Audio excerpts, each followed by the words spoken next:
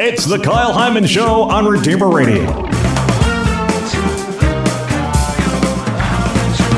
This is Kyle Hyman, and joining us is Dr. Adam Deville, here to talk about priesthood and marriage. Thank you for being here, Doctor. You're welcome. My pleasure as always.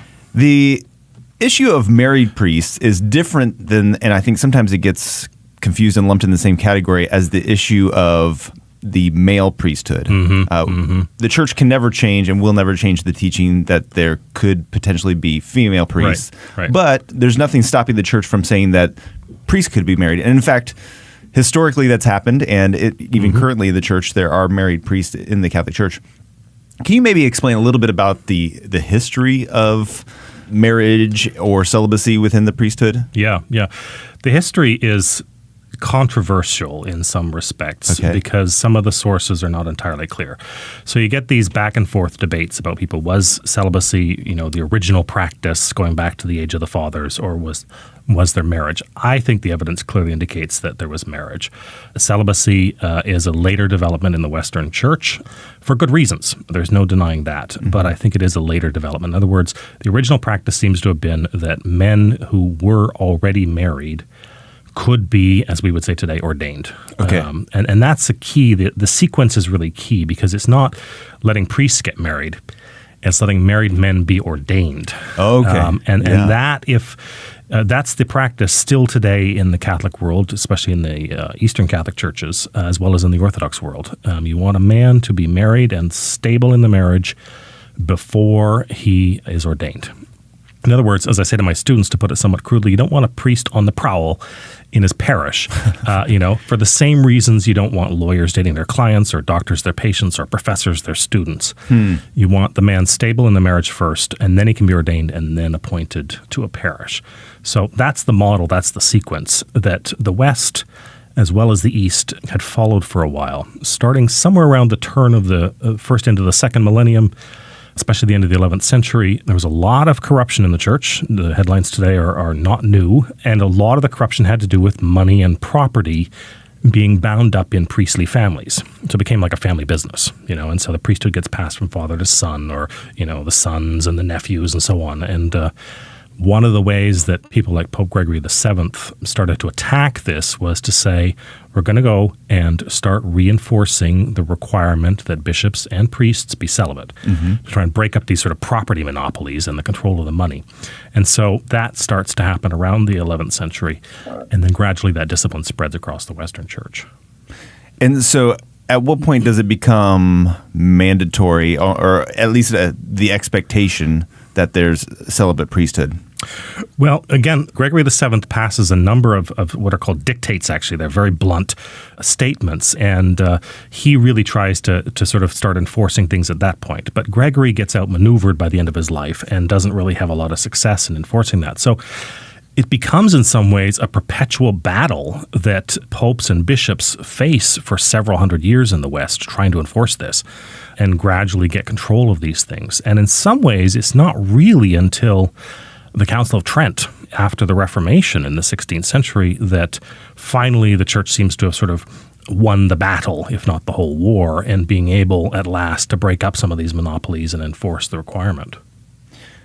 So what does it look like the only experience I have has been celibate priests that I know. What does it look like in the Eastern Church or Orthodox where they have married clergy? How does that play out? Yeah, it's the book that I'm just finishing this week really tries to draw that out and give people a sense of that experience. So I draw on married clergy, Orthodox, Eastern Catholic, and then Anglicans who've become Catholic via the ordinariates. So there's three different sets of voices from Europe and North America and Australia. And part of what they show us is that this model works best, I think, in smaller parishes, because Eastern churches, Eastern parishes, whether Catholic or Orthodox, are invariably much smaller than your average Latin parish. You take any of the nearby parishes here, St. Jude's or St. Charles Borromeo or any of them, they're 3-4 the times the size of an Eastern parish. And so it's easier for for one married man, that is, to be the pastor of a parish like that. If you've got big parishes where you've got thousands of people on the rolls and you've got 5 or 7 or 10 masses on a weekend, that's too much for a man with a family. You're gonna need a lot of assistance, or you're going to need to break that parish up. So the parishes in the East tend to be small, which I always say is a good thing, but that allows for a married man to be the pastor of that without it being totally overwhelming. Because that is, to my mind, that's the single biggest challenge of a married priesthood, is the demands on the man and especially his family. Because in a sense, he's a bigamist. He's married to the parish, he's married to his wife. And you're constantly pulled in two directions. And so it really is a life of sacrifice. And it's not just one man bearing the sacrifice, it's the wife and the kids too. I want to talk a little bit more about the cons that might be in there. We're talking with Dr. Adam Deville, talking about marriage and the priesthood. Before we get more into the cons, what might be some of the pros? A lot of people that are trying to suggest this as a solution to some of the problems. What might be some of the benefits of having married clergy? Well, I think there are several. I mean, the one that everybody seems to go to is the sort of the so-called relatability question. If I'm married and I'm struggling in my marriage, I can talk to somebody who's also married and maybe he has some idea. So you get that kind of sense. I think, again, though, the accessibility and the familiarity, because these parishes are smaller, if you're a parishioner in a huge parish, the priest might know your face, but he might not necessarily really know you. Whereas it's pretty hard to hide in most Eastern parishes. So you've got a more personal relationship with the priest. I think it also gives people a sense of, when it works well, it gives people a sort of a model of family life to say, here's how we can live a Christian life as a family, and to be able to talk about that and some of the struggles, and to be able to see that lived out. So there certainly are, I think, some of those kind of benefits. The other one that, there was a wonderful Ukrainian Catholic bishop in Canada I knew slightly at the end of his life, who used to say he had total confidence in his married priests because he knew their wives would keep them in line. And so he's hundreds or thousands of miles away. He had a huge diocese. And there is that kind of sense that for a man, a wife can be really sort of grounding and seasoning and really sort of say, I think that was a bit harsh the way you phrased that in today's homily. You might have turned some people off, and help sort of guide him to understand what is a more pastoral approach. And the wife herself often plays a key role. It's sometimes called a dual vocation, in the sense that the wife of a priest can often be sort of like a spiritual mother to people in the parish. Not always, but a lot of them do that. And again, that can be also a benefit. If you've got a problem and you're a woman, you don't necessarily want to talk to a man, you can talk to the presbytera, as she sometimes called her, the matushka, and get some spiritual counsel that way. So I think it brings a number of those sort of human elements to it. So the book that you're writing, does it tend to be more of the pros or some of the cons, or is it? It's really even? aimed to be, I think, the most comprehensive treatment out there. It's not an apologetic for either celibacy or marriage. It's a collection. I've got 5 sections with scholars from around the world looking at the history, the canon law, the ecumenical implications, pastoral life, and then the theology of marriage. And it really just tries to lay it all out and say, here's experience from married clergy in England, Australia, Canada, and the United States. Here's what it looks like, and here are some of the things that you should think about, because it does bring challenges, and it can be a tough life. So don't assume that it's a simple change and everything will be great, right? Because priests are human beings, and so are their families, and they're going to struggle in the way that human families do. So be aware of some of those struggles. Be aware of the great joys that come from it too, but be aware of some of those struggles. And it tries to sort of lay that all out without sort of romanticizing it one way or the other. Can you talk about a few more of the things that we might not think of as being struggles or trials that would come with married clergy? I always say that, administration and cost is something that people have to think about.